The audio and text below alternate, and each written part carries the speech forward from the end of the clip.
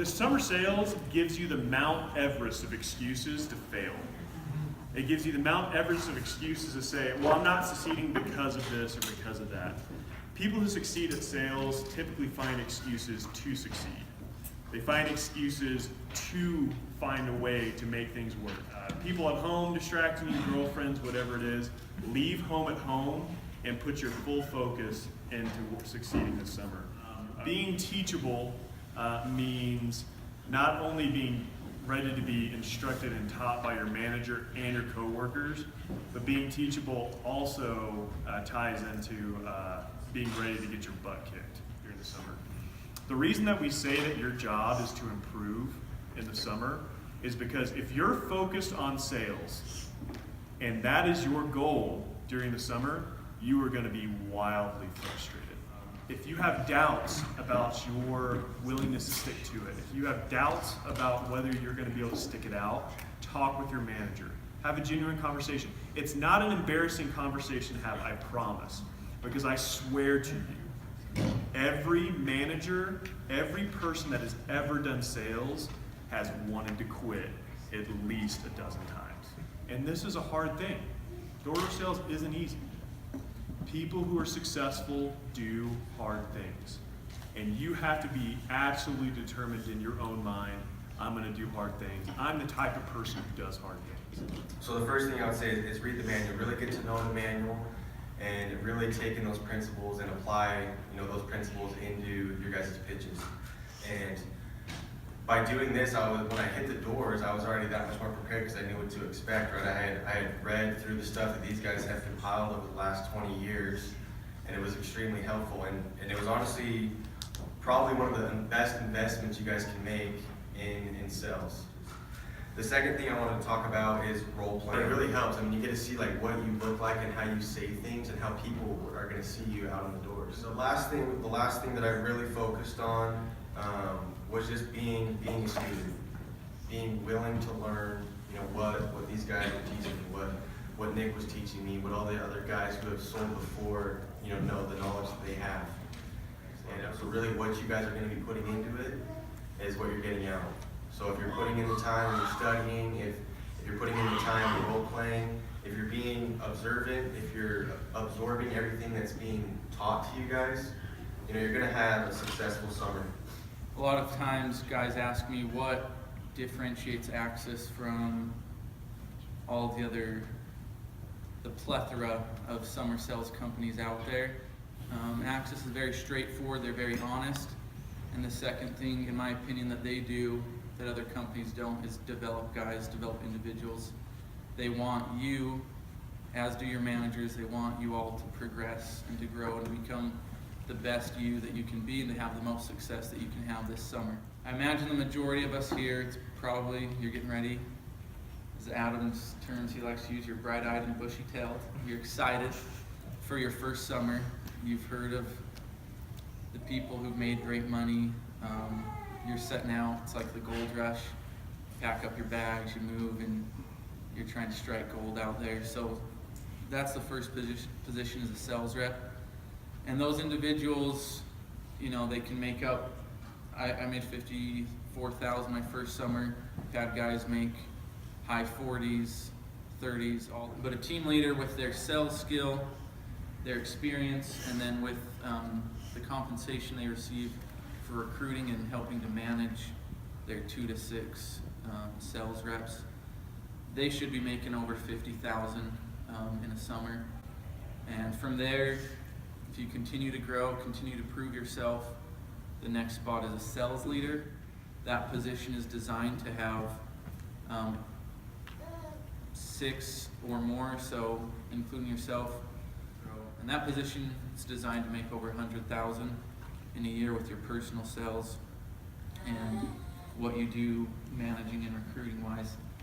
From there you can grow into a regional position, so you have your team and you've groomed another sales leader with 8 to 10 guys, and now in your network or your group of people you have 15, 20 sales reps. But I don't know a job out there for 20-year-olds that you could say, hey, year 3, you have a legitimate opportunity to make six figures with or without a college degree. And that to me that's phenomenal. There is a shitstorm coming our way. And I mean that in the biblical sense, so it's okay for me to say that.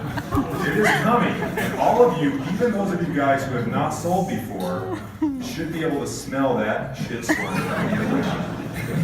It will, and I promise you this is something that should have been in these little truths about Access. It will rain shit on you every day of your summer sales existence. And everybody that's been out there and done this knows what I'm talking about.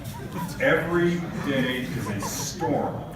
And the worst feeling out there besides selling zero is the fear all day of selling zero. And you guys know what I'm talking about. It's freaking 8 o'clock at night and you're just like, can I get a sale, man? I need a sale. What are you doing, man? I'll get you anything you want. What you want? You want those bugs? Take care. Come on, let me in. I'll take care of those bugs. And you're like that all day and it just gets worse and worse. I teach in alternative high school, so motivation's real on the low end.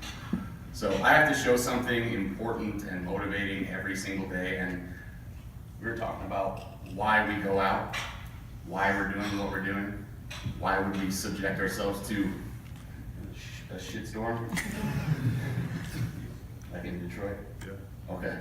Yeah. So, this is just a video I found on the internet. It's called How Do I Know? And a lot of times when people hear the phrase, how do I know, the next thing they say is what? How do I know what? But the key really isn't to know what, the key is to know why. Because when you know your why, you have options on what your what can be. For instance, my why is to inspire people to walk in purpose. My what is stand-up comedy. My what is writing books. My what can be going out with some friends to eat. In fact, another what that has moved me towards my why is a web series that we have out now called Break Time. So every Wednesday at 3 o'clock, you should subscribe to the channel. We do a series called Break Time on YouTube. So 3 o'clock, we drop a new episode.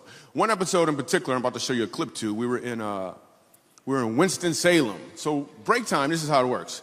I travel the country, I do stand-up comedy, probably an hour and a half at an event. And in the middle of my show, I'll just sit down and start talking to the audience. And funny just happens.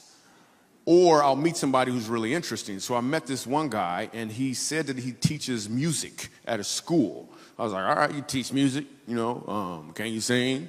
And then I'm just gonna show you the clip. Check it. So you're a musical director. Cool. Yes, sir. All right, so let me get a couple bars of like Amazing Grace. Can you do the first part of that? Go ahead. Amazing grace, how sweet the sound that saved a wretch like me. Wow. That bro could sing, you know what I'm saying? All right. Now, what you give me the version is if your uncle just got out of jail, you got shot in the back when you was a kid.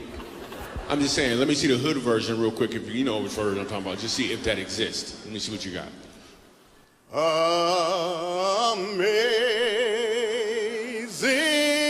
grace, how sweet the sound that saved a wretch like me.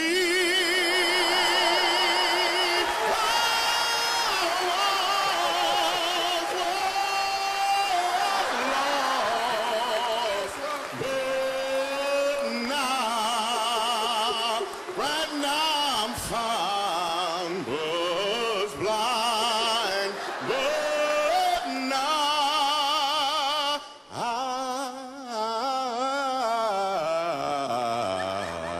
I see.